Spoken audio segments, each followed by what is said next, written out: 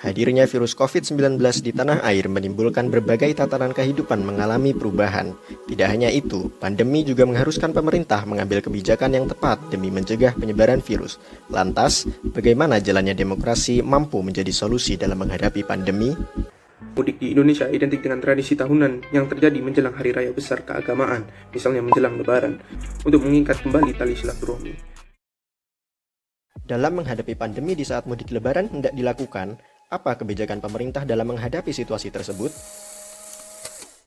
Pihak kepolisian telah menyiapkan sejumlah sanksi bagi warga yang nekat mudik Lebaran yang diatur dalam Surat Edaran Satgas Penanganan COVID-19 Nomor 13 Tahun 2021 tentang peniadaan mudik Hari Raya Idul Fitri 1442 Hijriah.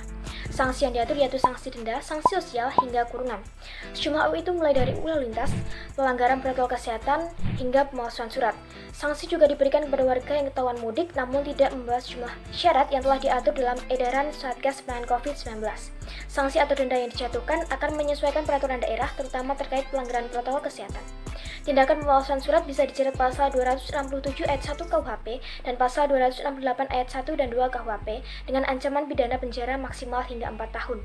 Selain penerapan sanksi, pihak kepolisian juga akan mengantisipasi kemungkinan warga yang tetap pulang kampung, yaitu dengan menilang, menyita kendaraan, serta memulangkan warga yang tetap mudik.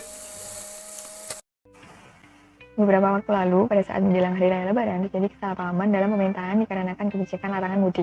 Kebijakan ini disoroti masyarakat karena di satu sisi pemerintah melarang masyarakat untuk mudik, namun di sisi lain justru pemerintah membuka destinasi wisata yang dianggap gampang.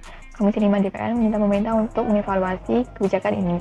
Bahkan Laurus menyatakan seharusnya pemerintah apabila membuat kebijakan yang menyangkut publik harus disiapkan secara matang dan baik.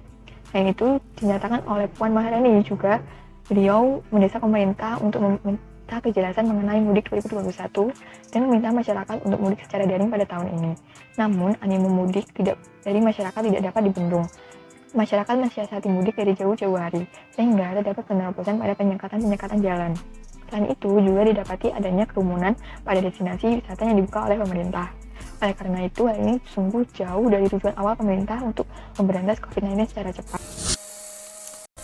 5 kasus yang terjadi pada periode mudik adalah sebagai berikut. Lebih dari 1,5 juta orang Jabodetabek keluar menuju wilayah lainnya. Peningkatan pelanggaran protokol kesehatan lebih dari 100% dari 60.281 menjadi 654.623 kasus. Sebanyak 1.283.123 unit kendaraan diputar balik. Peningkatan angka kasus kecelakaan lalu lintas lebih dari 100% dari 566 kasus menjadi 1.291 kasus. Peningkatan kasus pelanggaran lalu lintas dari 113.088 kasus menjadi 149.353 kasus. Inkonsistensi pemerintah juga turut menjadi penyebab mengapa kepatuhan masyarakat dalam menaati kebijakan ini tidak bisa dijamin dan ada kemungkinan masyarakat justru menyepelekan kebijakan yang sudah diresmikan.